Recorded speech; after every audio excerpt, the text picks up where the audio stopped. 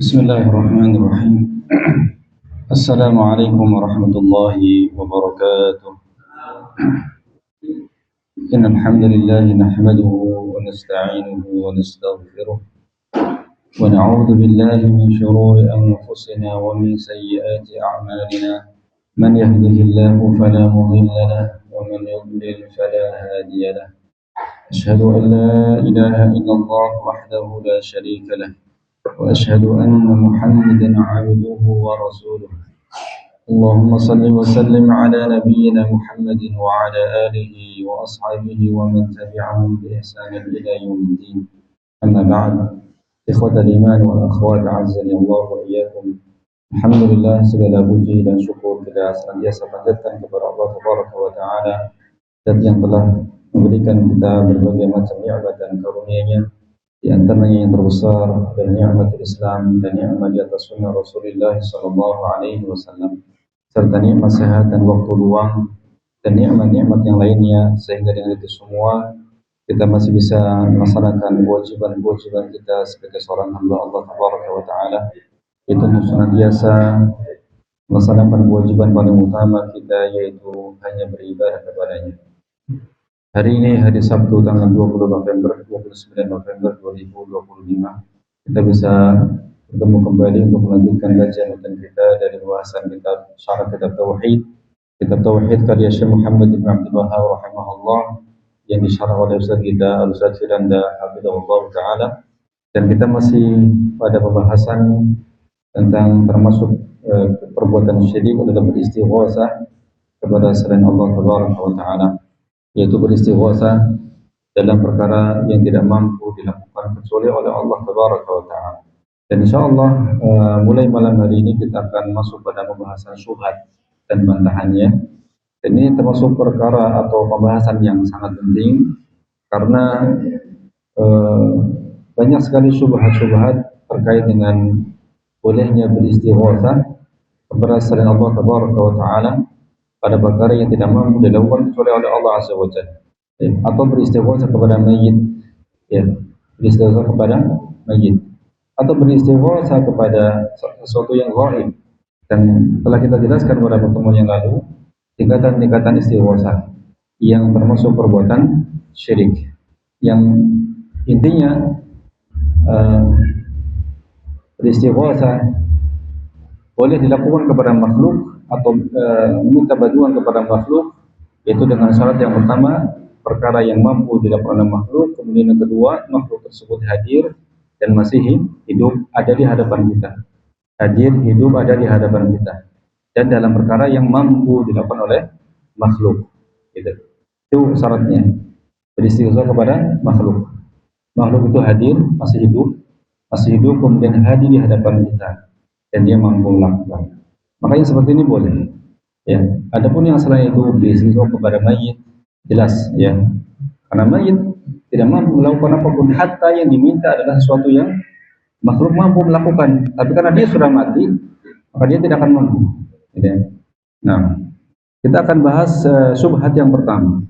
Syubhat yang pertama, keyakinan bahwa meskipun Nabi Shallallahu Alaihi Wasallam telah meninggal dunia, akan tetapi hakikatnya beliau masih hidup, sehingga boleh-boleh saja datang ke kuburan beliau Shallallahu Alaihi Wasallam lalu meminta agar Nabi mendoakan kita.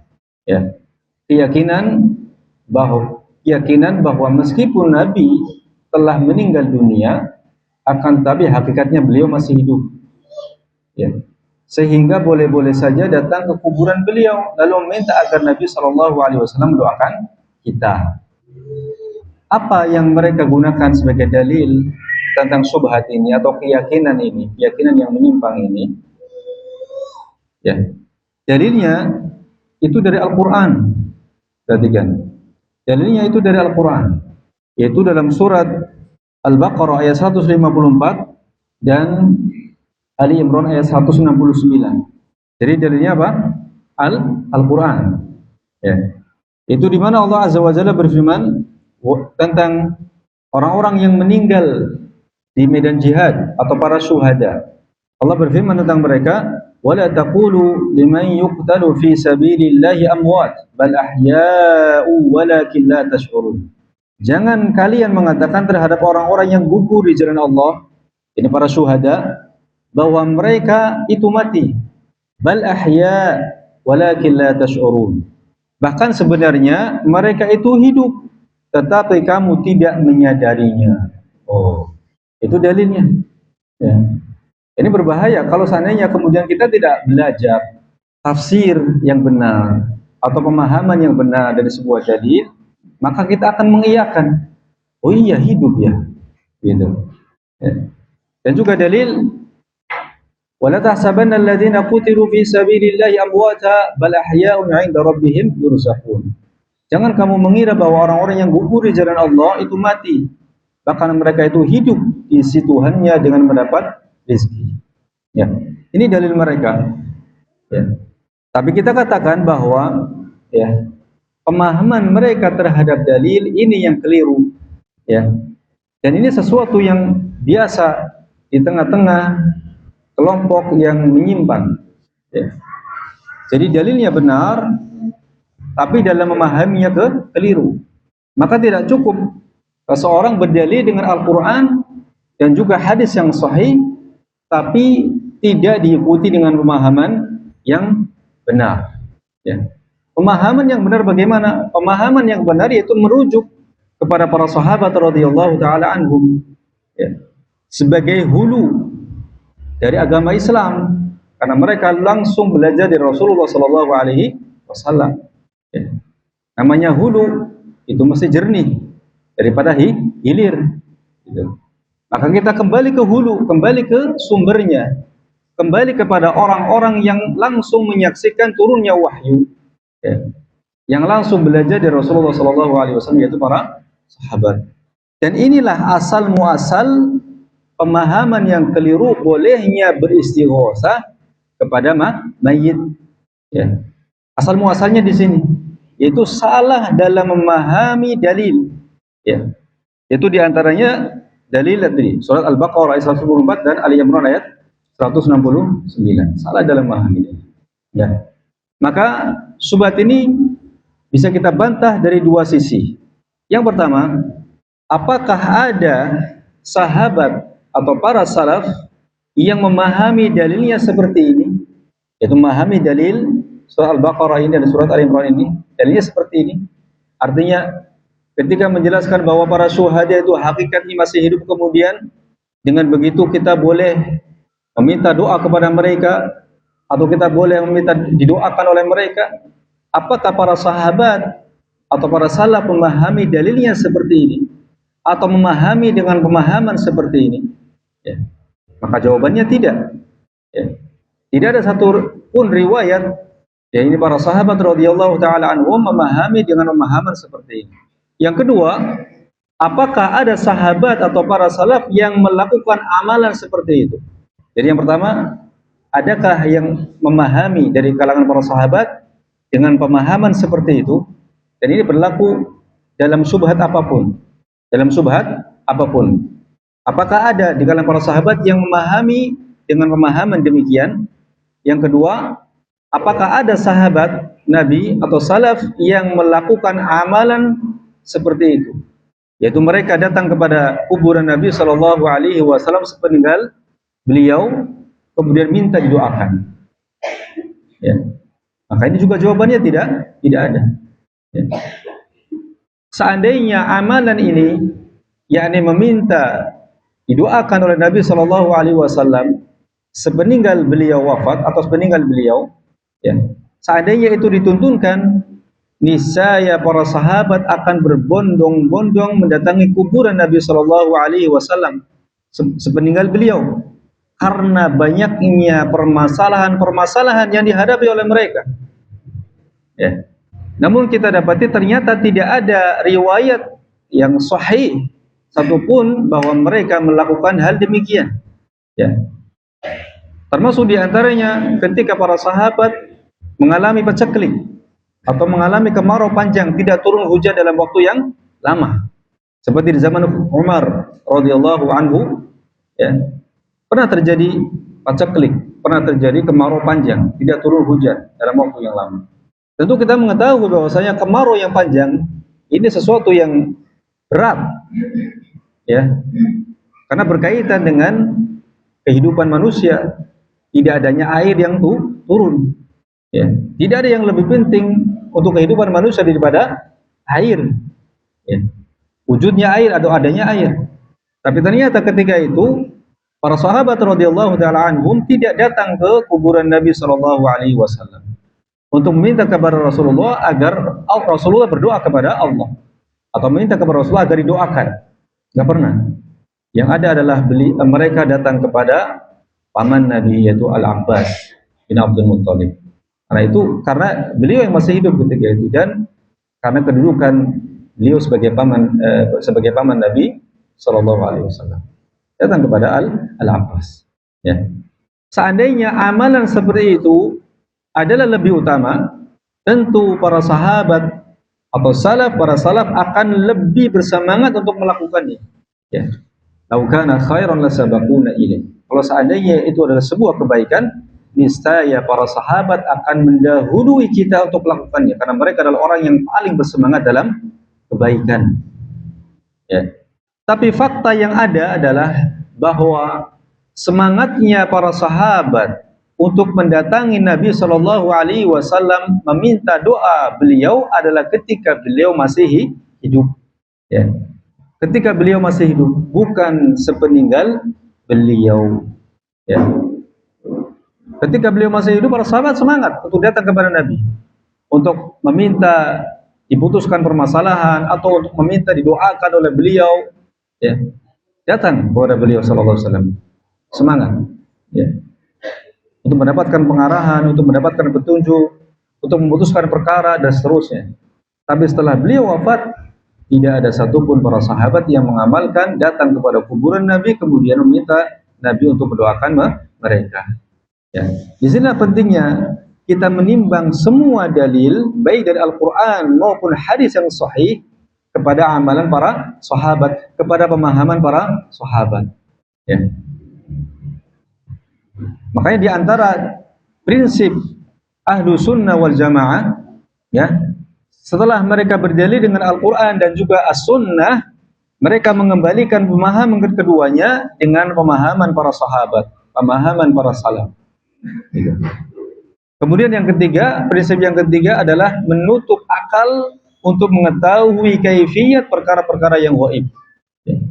Seperti untuk mengetahui bagaimana sifat-sifat Allah Azza wa Jalla, mereka menutup akal mereka. Kenapa? Karena ini tidak mampu diketahui oleh akal, tidak mampu dicerna oleh akal dalam perkara-perkara gaib. Nah, akibat atau dampak negatif dari keyakinan bahwasanya hakikatnya Rasulullah Shallallahu Alaihi Wasallam masih hidup, kemudian boleh-boleh saja datang ke kuburan beliau lalu meminta agar Nabi mendoakannya, maka kemudian muncullah, kita dapati di tengah-tengah masyarakat sebagian orang yang mengamalkan salawat-salawat atau zikir-zikir tertentu yang diyakini sebagai zikir yang diajarkan langsung oleh Nabi Shallallahu Alaihi Wasallam dari gurunya yang mengaku bertemu langsung dengan Nabi Shallallahu Alaihi Wasallam dalam kondisi terjaga, bukan dalam kondisi tidur atau mimpi. Atau keyakinan Rasulullah Shallallahu Alaihi Wasallam hadir dalam majelis-majelis mereka, ya.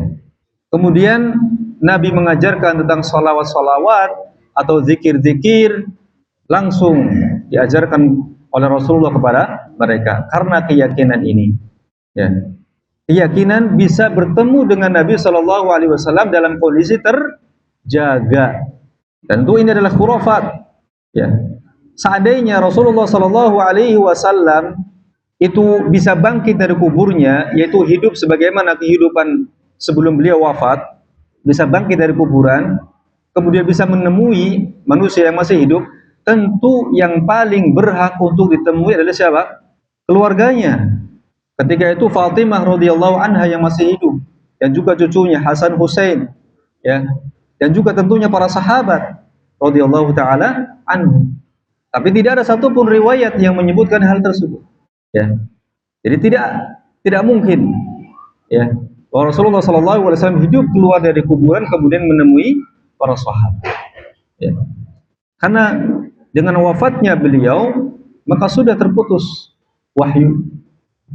Dengan wafatnya beliau agama ini sudah sempurna. Tidak perlu lagi Rasulullah kemudian bangkit lagi kemudian menyelesaikan apa? Atau menyempurnakan agama. Enggak ada. Karena dengan wafatnya beliau agama ini sudah sempurna. Al-yawma akmaltu lakum dinakum wa atmamtu 'alaikum ni'mati wa raditu lakumul Islam dinan. Sempurna agama itu dengan wafatnya beliau sallallahu alaihi wasallam, ya. Ya. Maka yang benar adalah bahwa Rasulullah sallallahu alaihi wasallam tidak akan keluar dari kuburannya kecuali nanti pada hari kiamat kelak, pada hari kebangkitan di mana yang lainnya juga dibangkitkan. Ya. Maka sebuah khurafat yang sangat berbahaya yang juga bisa kita katakan lucu ketika ada orang di zaman ini yang mengklaim bahwa ketika dia ziarah kubur Nabi, kemudian kubur Nabi bergoyang, kemudian bangkit dan mencium lututnya. Ya. Itu ada itu cerita khurafat seperti itu. Ya, sesuatu yang mustahil, tidak mungkin. Ya. Maka orang yang tahu tentang ya syubhat-syubhat semacam ini tidak akan pernah percaya dengan hal-hal yang seperti khurafat. Ya. Dan kematian Rasulullah sallallahu alaihi wasallam atau wafatnya Rasulullah sallallahu alaihi wasallam ini adalah sesuatu yang nyata. Ya. Sesuatu yang nyata, benar-benar beliau wafat. Dan Abu Bakar radhiyallahu anha telah mengabarkan demikian ketika beliau sallallahu alaihi wasallam wafat. Abu Bakar berkata, "Faman kana minkum ya'budu Muhammadan fa inna Muhammadan qad mat. Wa man kana ya'budu Allah fa inna Allah hayyun la yamut." Maka barang siapa di antara kalian menyembah Muhammad, maka sungguhnya Muhammad telah mati. Dan barang siapa yang menyembah Allah, maka sungguhnya Allah Maha hidup, tidak mati. Ya. Jadi wafatnya atau kematiannya Rasulullah sallallahu alaihi wasallam ini sesuatu yang hak, sesuatu yang nyata. Yaitu kematian di mana beliau tidak bersama lagi dengan orang-orang yang hidup. Gitu. Ya. Maka ikhwas sekalian, a'azakumullah, ya. Pemahaman mereka yang mereka simpulkan dari dua dalil yang tadi kita sebutkan, ya, adalah bahwa orang yang mati syahid sesungguhnya masih hidup. Kemudian berarti boleh saja meminta didoakan kepadanya atau meminta tolong kepadanya. Sebagaimana bolehnya meminta semua itu kepada orang yang masih hidup. Ya. Jika demikian status hamba yang mati syahid, maka tentulah Rasulullah sallallahu alaihi wasallam yang jauh lebih tinggi derajatnya dari mereka, lebih dapat dipastikan lagi kehidupannya. Ini pemahaman mereka. Yang para syuhada saja, ya, itu dikatakan masih hidup atau dikatakan hidup oleh Allah Azza wa Jalla, apalagi Rasulullah sallallahu alaihi wasallam. Kita katakan bahwa pemahaman yang seperti ini adalah pemahaman yang batil. Ya. Karena tidak ada satupun dari kalangan para sahabat radhiyallahu taala anhum yang datang ke pemakaman para syuhada perang Uhud. Ya. Kemudian mereka meminta kepada ya para syuhada yang sudah meninggal itu. Tidak ada. Ya. Justru sebaliknya, para sahabat itu berziarah ke pemakaman para syuhada kemudian mendoakan mereka. Dan itulah yang diperintahkan oleh Rasulullah sallallahu alaihi wasallam. Ya. Sebagaimana dalilnya telah kita sampaikan sebelumnya. Rasulullah memerintahkan kepada para sahabat untuk mendoakan para syuhada, bukan meminta doa kepada mereka. Ya. Ya. Baik. Kemudian bagaimana kita membantah kesalahpahaman mereka terhadap dalil ini? Ya. Bantahan terhadap kesalahpahaman mereka dalam memahami dalil. Tadi dua pertanyaan di atas itu bantahan secara umum, ya. Bantahan dua di atas tadi, pertanyaan dua di atas itu bantahan secara apa? Umum kepada semua bentuk syubhat. Ya. Apakah para sahabat memahami demikian?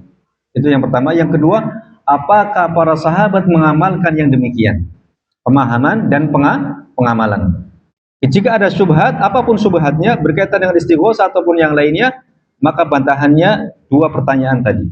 Nah, sekarang bantahan secara terperinci dari kasus per kasus, dari syubhat per syubhat. Berkaitan dengan syubhat ini, ya, berkaitan dengan syubhat ini, ketika mereka salah dalam memahami ayat, maka bantahannya yang pertama, ya, bahwa ayat-ayat yang menjelaskan bahwa Rasulullah Shallallahu Alaihi Wasallam telah wafat itu banyak. Ayat-ayat Al-Quran yang menjelaskan bahwa Rasulullah Shallallahu Alaihi Wasallam telah meninggal itu banyak. Ya, sesuatu yang tidak bisa dibantah. Yaitu diantaranya Allah Azza wa Jalla berfirman, "Wa ma Muhammadun illa Rasul qad khalat min qablihi ar-rusul." Ya. Dan Muhammad tidak lain hanyalah seorang rasul. Sungguh telah berlalu sebelumnya beberapa orang rasul. Afa immata au qutila inqalabtum ala aqabikum. Apakah jika beliau mati, beliau wafat, kalian akan kembali kepada agama kalian yang sebelumnya, yaitu murtad? Afa immata, apakah jika beliau mati, jika beliau wafat, kalian akan kembali murtad? Ya. Wa may yanqalib ala aqibai fala yadurullaha syai'a. Barang siapa yang kembali murtad, maka tidak akan membahayakan Allah Azza wa Jalla sedikit pun. Tidak akan memberikan madarat kepada Allah Azza wa Jalla sedikit pun. Ya. Yang rugi siapa? Dia sendiri. Ya. Wa sayajzillahu syakirin, dan Allah akan beri balasan kepada orang-orang yang bersyukur. Afa immata, apakah jika Muhammad mati? Nah, ini jelas sekali, ya, bahwa Rasulullah telah wafat. Ya. Kemudian ayat yang lain Allah mengatakan, innaka mayyitun fa innahum mayyitun. Sesungguhnya engkau Muhammad akan mati, wa innahum mayyitun, dan mereka juga akan mati. Ya. Allah juga berfirman, wa ma ja'alna li basharin min qablikal khuld afa in mitta fahumul khalidun. Kami tidak menjadikan hidup abadi bagi seorang manusia pun sebelum kamu, wahai Muhammad. Semuanya telah meninggal. Ya. Maka jikalau kamu mati, apakah mereka akan kekal? Afa imitta fahumul khalidun. Ya. Allah juga berfirman, kullu nafsin dha'iqatul maut, tsumma ilaina turja'un. Setiap jiwa itu akan merasakan kematian. Nah, ayat-ayat ini semua menetapkan, ya, kematian bagi setiap jiwa. Bahwa tidak ada satupun jiwa kecuali dia akan mengalami kematian. Ya. Seolah-olah di sini ada kontradiksi antara dengan dua ayat yang sebelumnya tadi. Ya. Tapi sebetulnya tidak ada kontradiksi antara satu ayat dengan ayat yang lain. Nah, bagaimana kemudian memahami ayat yang menetapkan kematian bagi setiap jiwa dengan ayat yang menetapkan kehidupan bagi para syuhada? Ya. Maka para ulama telah menjelaskan bahwa kehidupan yang ditetapkan pada dalil yang menetapkan kehidupan itu berbeda dengan kehidupan yang dinafikan pada dalil-dalil akan kematian Nabi Muhammad SAW. Ya. Yaitu, ya, kehidupan yang ditetapkan bagi para syuhada, perhatikan, kehidupan yang ditetapkan bagi para syuhada adalah kehidupan alam barzakh atau al-hayah al-barzakhiyah. Ya. Wala tahsabanna alladhina qutilu fi sabilillahi amwata bal ahya'un 'inda rabbihim yurzaqun. Penetapan kehidupan bagi para syuhada setelah mereka terbunuh di dalam jihad itu adalah kehidupan barzakhiyah. Kehidupan apa? Barzakhiyah. Karena alam ini kan ada alam dunia, ada alam barzakh, dan ada alam akhirat. Ya. Dan masing-masing memiliki kehidupan yang berbeda. Ya. Adapun kehidupan yang dinafikan dari mereka, yaitu yang dinafikan dari para syuhada, ya, itu bahwasanya mereka telah mati. Ya. Maka yang dimaksud adalah kehidupan di alam dunia, bahwa mereka telah mati. Artinya dinafikan dari mereka kehidupan, ditiadakan dari mereka kehidupan. Maksudnya adalah kehidupan di alam dunia. Ya. Jadi, ya, janganlah kalian sekali-kali mengira bahwasanya orang yang mati di jalan Allah itu mati. Mati di sini maksudnya adalah apa tadi maksudnya? Dimatikan di dalam kehidupan dunia. Menurut kehidupan dunia mereka telah mati. Bal ahya, tapi mereka hidup. Maksudnya hidup apa? Hidup secara alam barzakhiyah. Alam dunia dengan alam barzakhiyah berbeda. Ya. Buktinya apa? Atau dalilnya apa? Pada ayat Al-Baqarah, ya. Wala taqulu liman yuqtalu fi sabilillahi amwat bal ahya walakin la tash'urun. Dalilnya ini pada akhir ayat Allah mengatakan akan tetapi kalian tidak merasakannya. Kenapa? Karena sudah beda alam. Kalau kita yang masih hidup sama-sama di alam dunia bisa merasakan si fulan hidup, si fulan hidup, si fulan hidup. Kenapa? Masih di alam dunia. Tapi para syuhada yang sudah berpindah ke alam barzakh, kehidupan mereka tidak bisa kita rasakan, tidak bisa kita lihat. Makanya kita tidak merasakan. Gitu. Jadi kita bisa bantah, ya, keyakinan mereka bahwasanya para syuhada itu hidup, hakikatnya hidup, maka boleh kemudian kita meminta tolong kepada mereka. Kita katakan kehidupan yang dimaksud dalam ayat itu adalah kehidupan apa? Al-haya al-barzakhiyah, bukan haya dunyawiyah. Adapun haya dunyawiyah telah dinafikan dari mereka, bahwa mereka wafat. Pun demikian Rasulullah Shallallahu Alaihi Wasallam. Ya. Dan kita telah mengetahui bahwasanya ada 3 alam: alam dunia, alam barzah, dan alam akhirat. Dan sebelum dunia ada alam janin, ya, perut. Ya, itu masuk dunia juga. Hanya saja apa ya? Kita pun nggak merasakan, ya. Kita nggak merasakan karena beda juga alamnya. Kita nggak ingat, ya. Kita pernah nendang-nendang perut ibu kita nggak ingat, gitu. Walaupun hakikatnya sama-sama di dunia itu, ya, sama-sama di dunia, tapi beda tempat gitu. Ya. Alam kandungan, alam dunia, kemudian alam barzakh, ya, alam akhirat. Ini semua berbeda, ya. Masing-masing memiliki hakikat dan kaifiat sendiri-sendiri, ya. Maka tidak bisa disamakan satu dengan yang lainnya.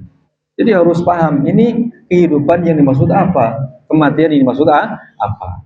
Kematian, ya, para syuhada itu adalah kematian di dunia. Kehidupannya adalah kehidupan di alam barzakh, ya. Ya. Dan para ulama pun mengatakan demikian. Di antaranya Al-Imam Al-Baydawi rahimahullah, ya. Beliau mengomentari penggalan ayat ini, ya. Walakin la tash'urun, akan tapi kalian tidak merasakannya. Beliau mengatakan wa huwa tanbih ala anna hayatahum laysat bil jasad wala min jinsi ma yuhasu bihi min al hayawanat wa innama hiya amrun la yudraku bil aql bal bil wahyi. Ya. Ini adalah penegas bahwa kehidupan mereka bukanlah dengan jasad dan bukan kehidupan yang dapat disaksikan pada makhluk hidup pada umumnya. Akan tapi dia adalah kehidupan yang tidak bisa dicerna dengan akal, akan tapi dengan wahyu. Ya. Oleh karenanya orang-orang yang masih hidup menyangka mereka para syuhada telah mati. Kenapa? Karena kehidupan para syuhada tidak bisa dirasakan oleh orang-orang yang masih hidup. Namanya juga mati syahid, ya kan? Mati syahid, ya. Mati syahid, mati. Ya, sudah tidak ada lagi kehidupan di alam dunia. Tapi hakikatnya mereka hidup di alam barzakh. Ya. Al-Imam Az-Zahabi juga mengatakan demikian. Ya, wa huwa hayyun fi lahdihi hayata mithlihi fil barzakh. Ya.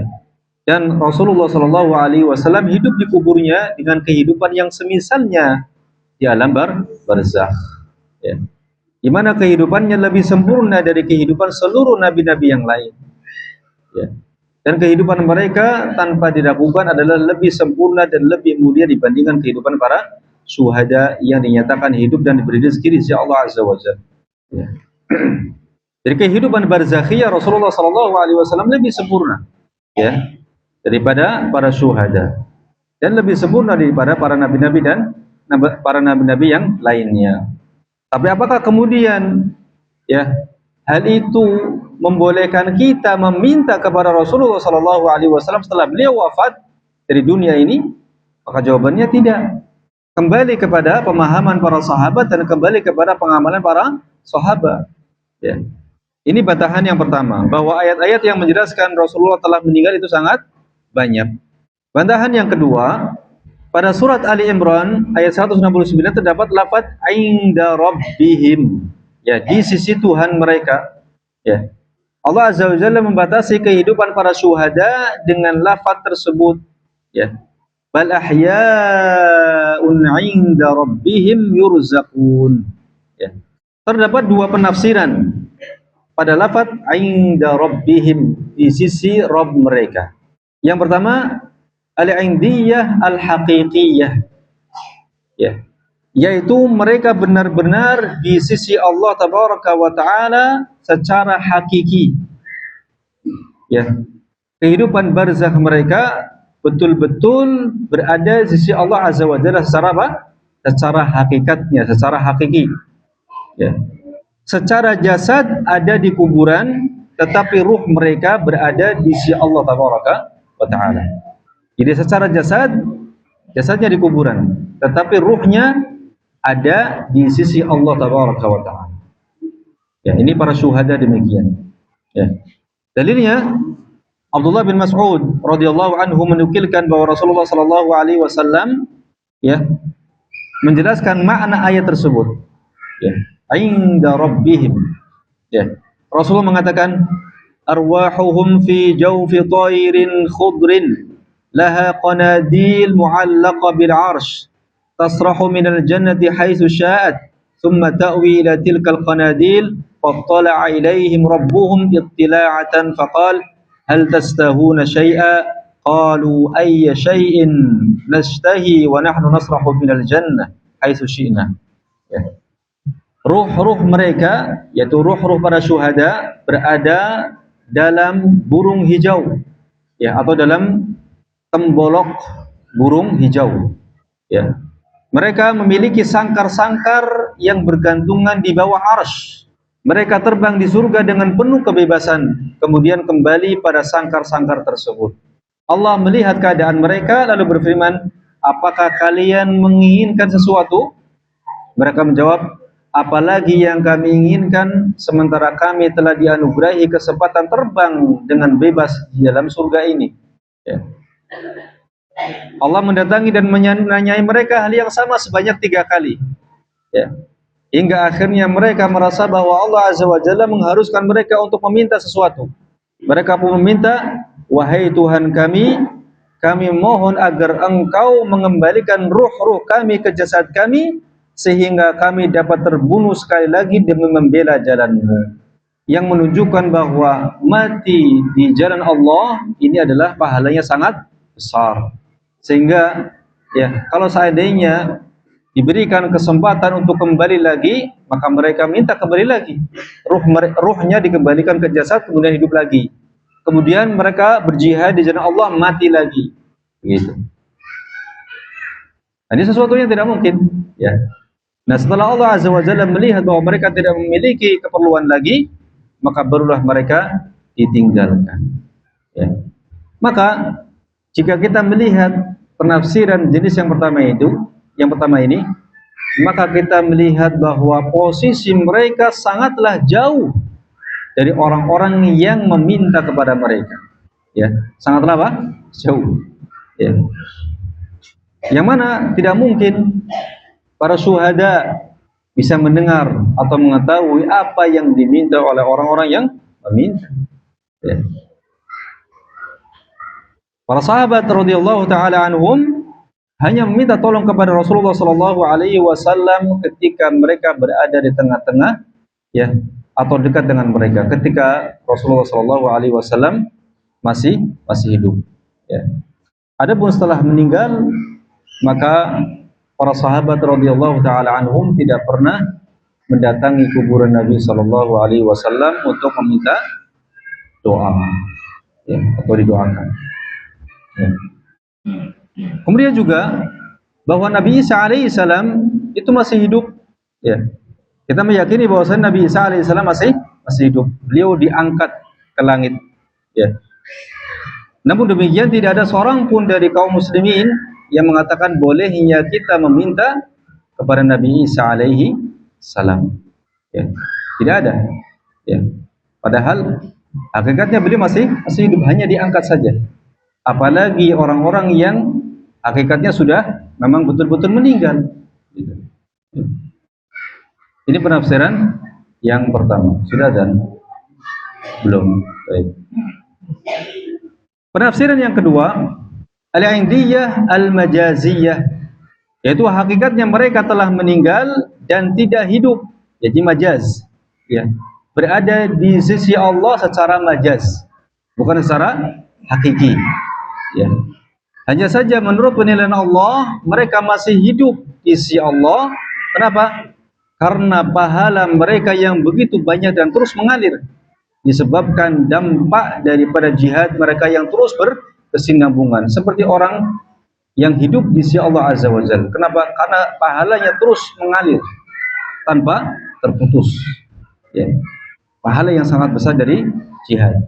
Jika dilihat dari penafsiran ini, maka lebih lagi tidak diperbolehkan untuk meminta kepada mereka, karena indiyah di sini adalah indiyah majaz, ya, tidak sebenarnya.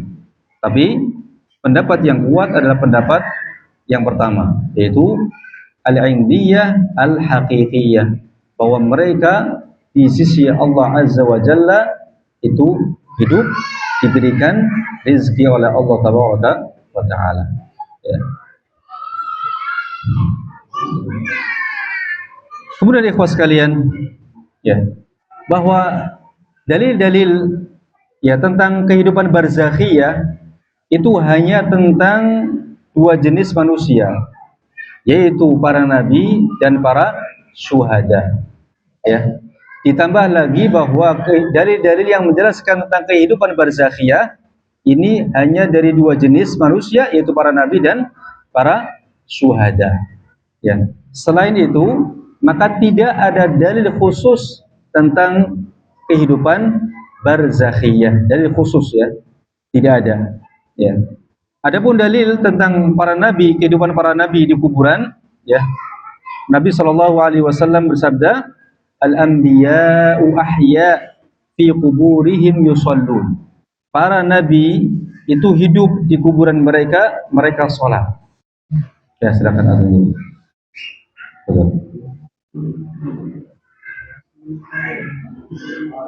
Oh, belum? Belum. Baik.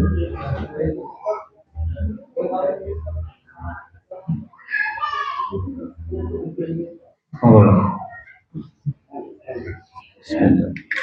Baik. Di sini ada tanbih bahwa dalil-dalil yang terkait dengan kehidupan barzakhiyah hanya tentang dua jenis manusia, yaitu para syuhada dan para nabi. Para syuhada dalilnya tadi adalah surat Ali Imran dan surah Al-Baqarah, ya. Adapun dalil tentang para nabi, maka dalam hadis, ya, Rasulullah mengatakan al-anbiya ahya'un fi kuburihim yusallun. Para nabi itu hidup dalam kuburan mereka dalam keadaan mengerjakan salat, ya. Bagaimana hakikatnya? Wallahu a'lam, ya. Yang jelas kita mengimaninya demikian, ya, kita mengimaninya demikian karena sudah berbeda alam barzakh, ya. Kita membenarkan apa yang dikabarkan oleh Rasulullah sallallahu alaihi wasallam, ya. Dan juga hadis Nabi, beliau bersabda, marartu ala Musa lailata usriya bi 'inda al-kathib al-ahmar wa huwa qa'imun yusalli fi qabri. Aku melewati Nabi Musa pada malam Isra, pada malam aku diisrakan, ya, di al-kathib al-ahmar, sementara beliau alaihi salam sedang salat di kuburnya, ya. Adapun kehidupan barzakhiyah bagi orang-orang saleh dan para wali selain para syuhada dan para nabi, maka tidak ada dalil khusus yang menjelaskan hal tersebut. Ya. Lalu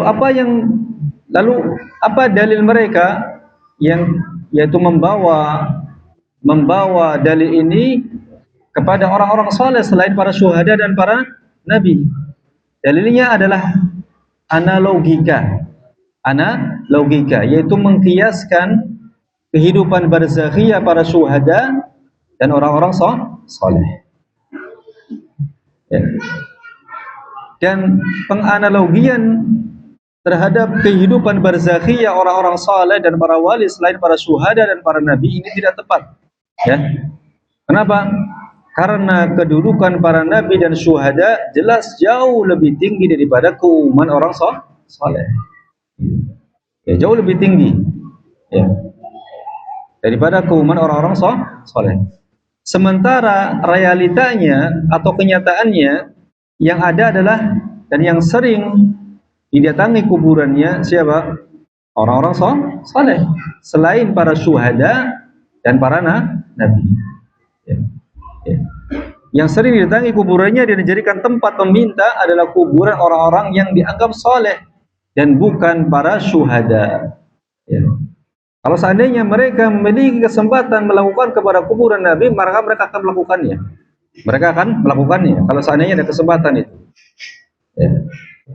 Seperti yang dilakukan oleh para ahlul kitab, al-Yahud dan Nasara, yang menjadikan kuburan nabi-nabi mereka sebagai masjid. Dan betul seperti yang dikabarkan Rasulullah SAW bahwasanya umat ini akan mengikuti kebiasaan orang-orang Yahudi dan Nasara, termasuk di dalam menjadikan kuburan para nabi sebagai tempat ibadah. Ya. Kalau seandainya mereka mampu melakukan itu, mereka akan melakukan. Tapi walillahil hamd, ya, segala puji bagi Allah, Allah menjaga kuburan nabi dari perbuatan ini. Dan ini yang dimintakan oleh beliau sallallahu alaihi wasallam sebelum beliau wafat. Sebelum beliau wafat, beliau berdoa kepada Allah, ya Allahumma la taj'al qabri wathanan yu'bad. Allahumma la taj'al qabri wathanan yu'bad. Ya Allah, jangan engkau jadikan kuburanku sebagai berhala yang disembah. Ya. Sekarang bagaimana kondisi kuburan beliau? Dijaga dengan ketat. Ya. Ada orang sholat di sekitar situ disuruh pergi. Ya, betul-betul dijaga. Ya. Apa yang kita lakukan ketika ziarah kubur Nabi? Hanya mengucapkan salam, ya. Assalamu alayka ya Rasulullah. Gitu. Assalamu alayka ya Abu Bakar. Assalamu alayka ya Umar. Warahmatullahi wabarakatuh. Lewat sudah. Ya. Makanya kalau ziarah kubur itu enggak ada ngantri seperti ketika ke Raudhah. Kalau ke Raudhah itu ngantri. Kenapa? Karena di situ kita disunahkan sholat 2 rakaat, kemudian berdoa gitu di Raudhah. Tapi kalau ke ziarah kubur Nabi enggak, mengucapkan salam, kemudian lewat sudah, berlalu. Kalau ada orang sholat di situ enggak boleh, disuruh pergi. Gitu. Dan kita menziarahi kuburan Nabi Shallallahu Alaihi Wasallam karena bertepatan dengan kita mengunjungi atau menziarahi Masjid Nabawi, maka sekaligus. Jadi bukan tujuan utamanya apa? Menziarah kubur Nabi, bukan. Jadi tujuan utamanya adalah ziarah Baitullahil Haram, kemudian ziarah Masjid Nabawi.